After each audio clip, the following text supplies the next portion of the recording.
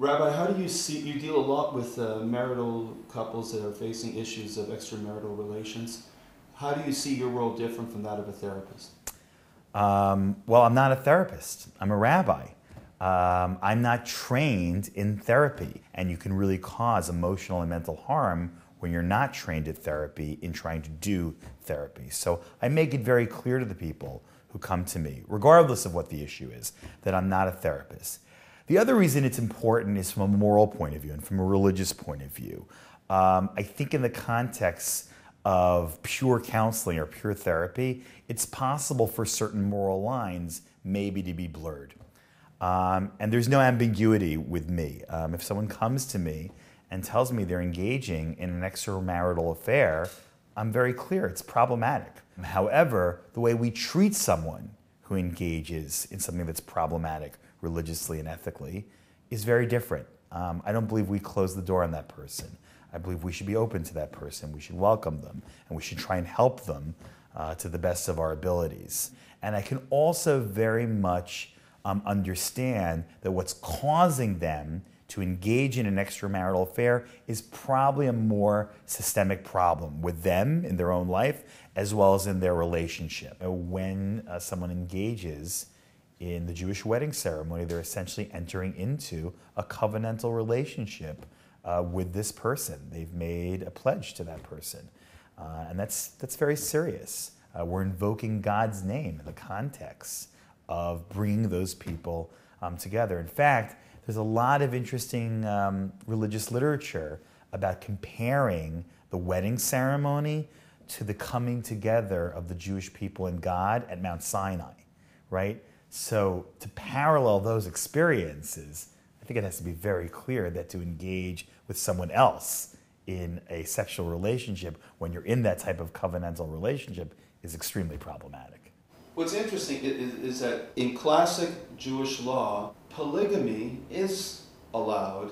Do you think that that is a reflection of natural limitations of monogamy? Are men, for example, just less prone to monogamy than women?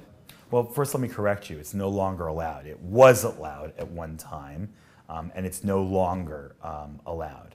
Now, I think what you're probably referring to are the multiple examples of polygamy that go on in the Bible.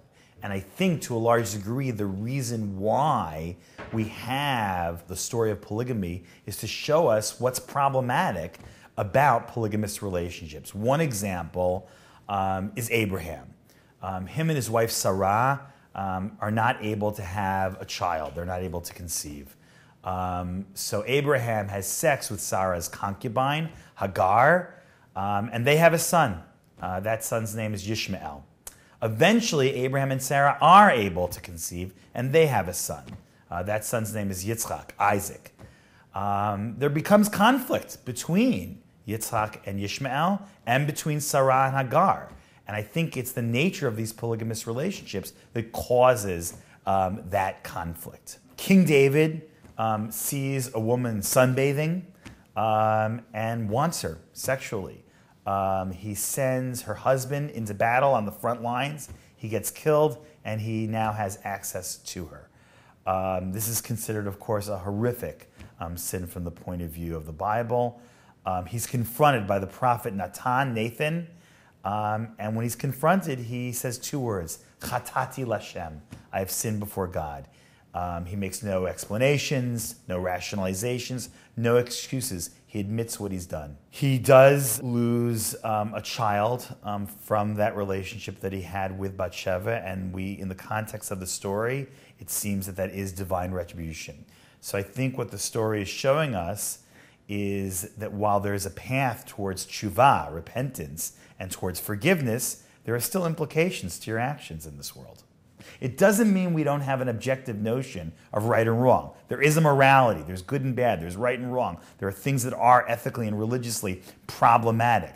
But we understand there's a reality when human beings get involved, and that people do things that are wrong, but they can do tshuva, they can do repentance, and they can live another day and try and make it a better world for themselves and for the world itself. Throughout history, women seem to be condemned more for adultery than men. And even in Judaism, if you look at it, it's a woman who commits adultery that gets stoned. It's not a man who sleeps with a non-married woman who gets stoned. How do you view that problem?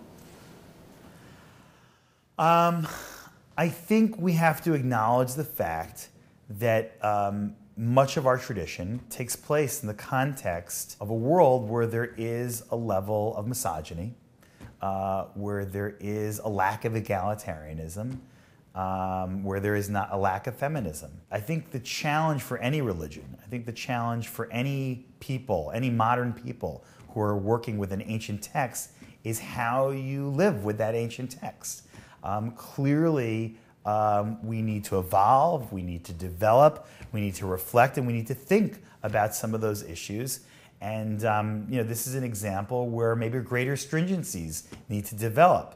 The standards that were placed on women in ancient times need to apply to men equally. Men should not have any more lenient standards when it comes to adultery, from my point of view. They should apply equally.